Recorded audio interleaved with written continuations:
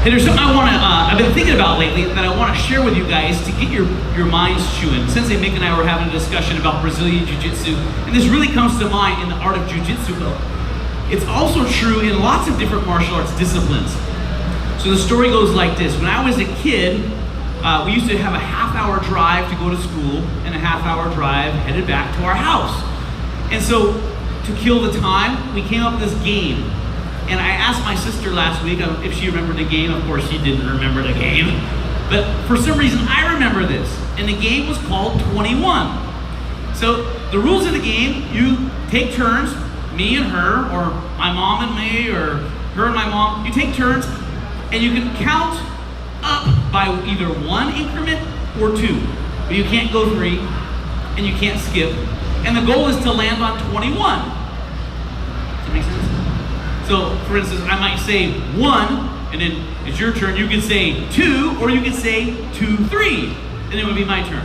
And we just alternate and see who landed on 21, right? So, Nicholas, would you mind playing with me?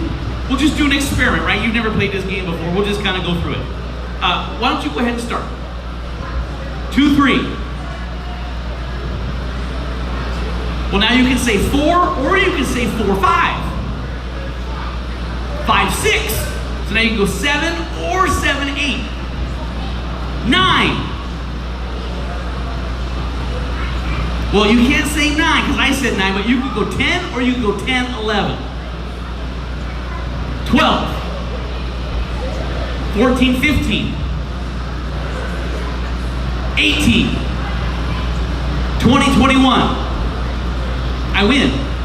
Now, after doing this on the drive there every day, we're playing this game every day, you start to realize, hey, if I say 18, I always win, right? So the game is called 21. We're playing 21, but we're not really playing 21. We're actually playing 18. Because if you say 18, there's no way that another person can win. And then you start to back into it, like, hey, wait a minute. If I say 15, I can get to 18 every single time. So the game is no longer 18, the game is to 15. But you don't tell anybody these little secrets. You just happen to know the game. And then you keep backing down, and you start to realize, hey, the game is for 3. If I say 3, I win. I can control and hit every number if I can do 3. But then you realize, the game isn't even for 3. What's the game? Why don't you start? There's no way he can say 3. If I offer to let you start, and I offer with politeness and courtesy, let you start the game, I always win. So the game is totally different, but it takes a lot of repetitions of the game to start working your way down incrementally, step by step, until you realize what the game really is. Now this is how it is in martial arts, right? We're point sparring, we're doing submission grappling. And what do we tend to, when we first start out, we go, hey, the game is 21, submission. Well, somebody who's been training longer is playing a different game. They're not playing submission, they're playing, I gotta get to 15. Their goal is to get somewhere down the chain where they can control the rest of the destination. And then with more time, you start to ratchet down. Hey, the game is bridging. If I can bridge, I give myself a place to go. If I have a place to go, I can work my escape. And you're playing a totally different game. We talked about this in the sparring clinic. If I control the center of the ring, that puts my opponent up against the boundary. I'm playing a different game. My goal is to own the center of the ring. I'm gonna fight for the center of the ring. I'm winning a different game. I'm playing a game that nobody else is playing. And then when we control that element, the rest of it falls in line. So how do you play this game? Well, you gotta spend a lot of time training.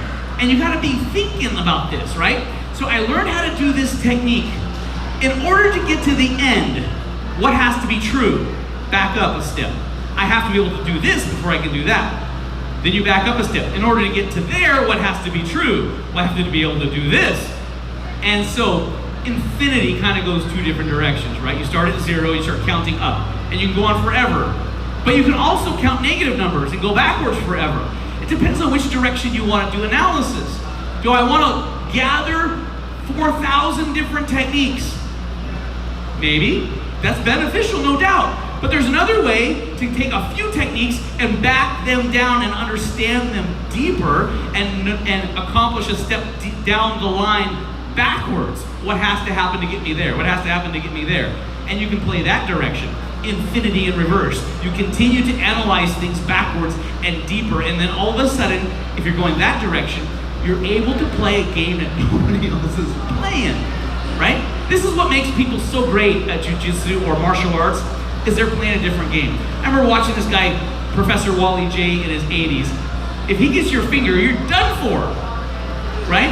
What's the game? Keep my fingers away from that guy.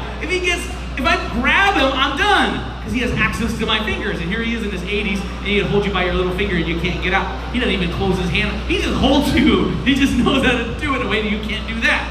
Crazy, right? Here he is in his 80s. Well, he's playing a different game than everybody else. That's what makes him like the master of that universe, of that world. All right. Anyway, as you're training and you're doing something you've done forever, think about what must be true to get me to this state.